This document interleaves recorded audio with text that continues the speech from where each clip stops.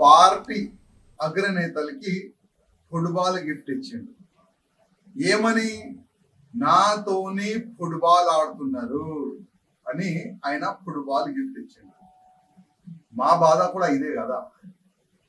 మేము కూడా 11 years నుంచి ఇదే బాధపడుతున్నాము. మాతోని ఫుట్బాల్ ఆడుకున్నారు. నా మనిషి, నీ మనిషి, బయట ఓడు, ఇంటి ఓడని ఫుట్బాల్ ఆడుకున్నారు.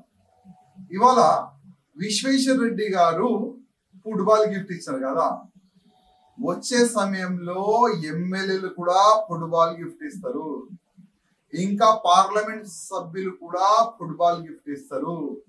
జిల్లా ప్రెసిడెంట్ గాని, జిల్లాలో ఉన్న పెద్ద నాయకులు గాని, భారతీయ జనతా పార్టీలో ఉన్న సీనియర్ నాయకులు గాని అందరు కూడా పెద్ద నాయకులకి ఫుట్బాలే గిఫ్ట్ ఇస్తారు. ఎందుకంటే మా దగ్గర ప్రాబ్లం ఏంటంటే బీఆర్ఎస్ తోని, కాంగ్రెస్ తోని, ఎంఐఎం తోని పోటీ ఉండదు.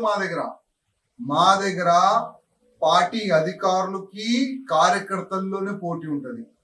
మా దగ్గర అధికారులతోని, ఎమ్మెల్యేస్ తోని, పార్లమెంట్ సభ్యులతోనే పోటీ ఉంటది. పోటీ ఎవరితో చేయాలి? అసలు ఒక పార్లమెంట్ సభ్యుడు విశ్వేశ్వర రెడ్డి గారు ఒక మంచి పేరున్న ఒక వ్యక్తి, చాలా మంచి మెజారిటీతోని గెలిచిన వ్యక్తి ఫుట్బాల్ గిఫ్ట్ ఇస్తుందంటే ఆయనలో ఎంత బాధ ఉన్నది. విశ్వేశ్వర రెడ్డి గారు పార్టీ